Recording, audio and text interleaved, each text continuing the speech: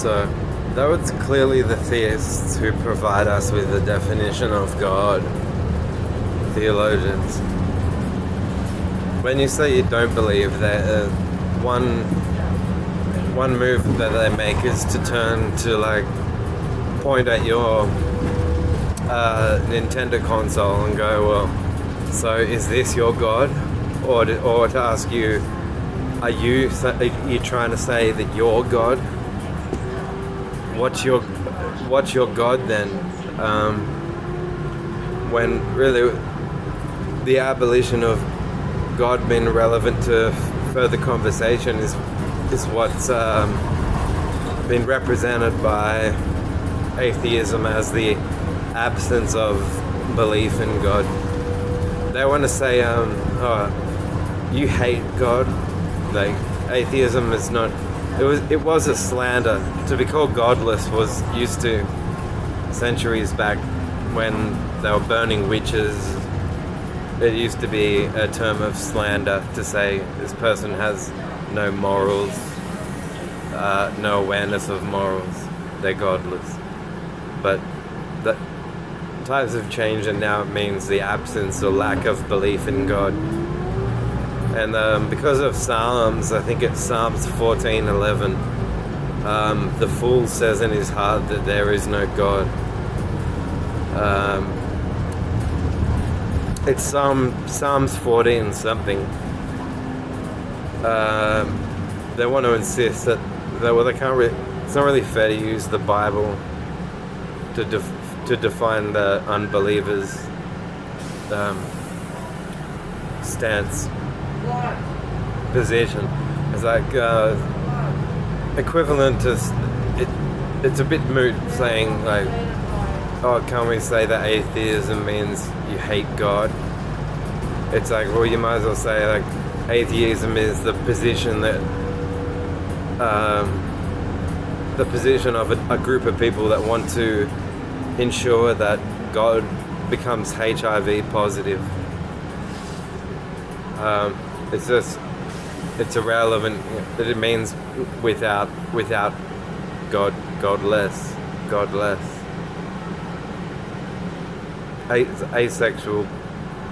Asexual plants don't argue about why they don't have genitals. They just drop seeds.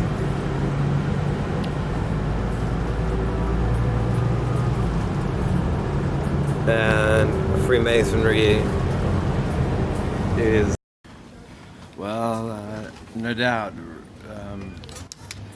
Roger Toll and Gary Kans taught me to be a real man, you know, and that means that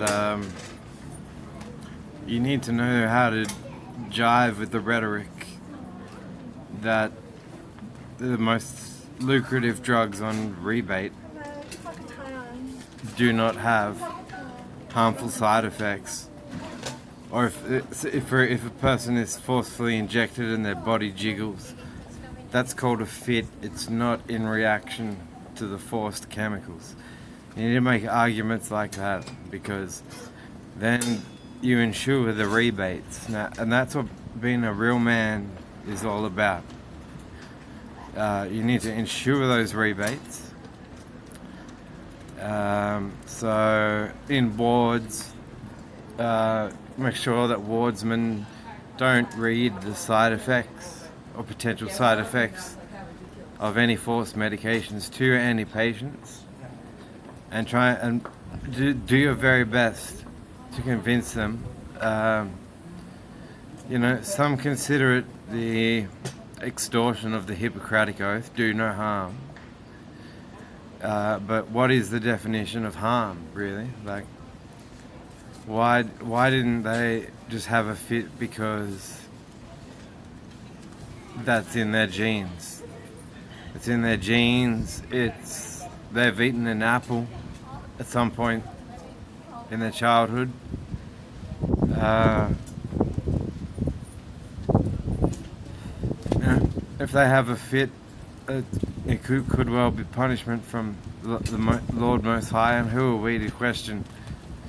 A real man knows humility in that regard. Who are we to question the Most High.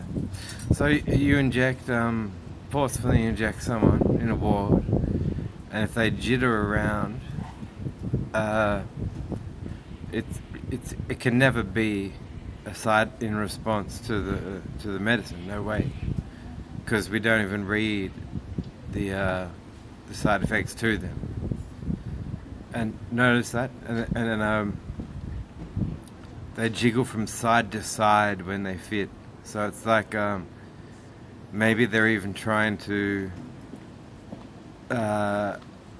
be deceptive and blame the side effects by jiggling side to side and going like, look at me, like they're seeking attention even. But jiggling from side to side, they're saying like, you know, I want to blame the side effects, but you're not even reading them to me. You know, so you gotta be able to argue, be a real man. They can do that and fit at the same time, because that's in their nature. You know, the observer effect. Yes, yeah, it comes up with wacky results. So sometimes light, you look at it a certain way, it's light as particles. You look at light another way and it's waves. People do this rowdy hoo-ha, like, well, truly the way that something's observed has an effect on that which has been observed. And why should that not apply to human interaction? And the reason is because healthcare officials are a superior type of human to patients. Patients are inferior. They're like the commoners, the peasants, the plebs of yonder year. They are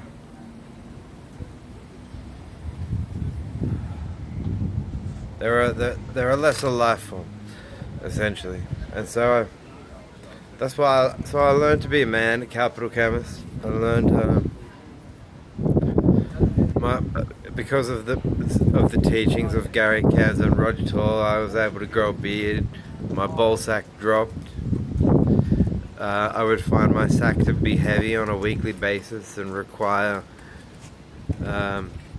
sexy time. So you do learn. You learn how to be a real man. It's all about, you know, the patients are frogs and the chemists are about the rebate, ribbit.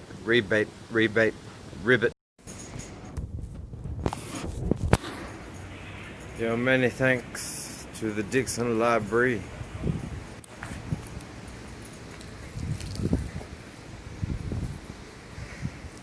Thank you for your Wi-Fi. Can barely see you.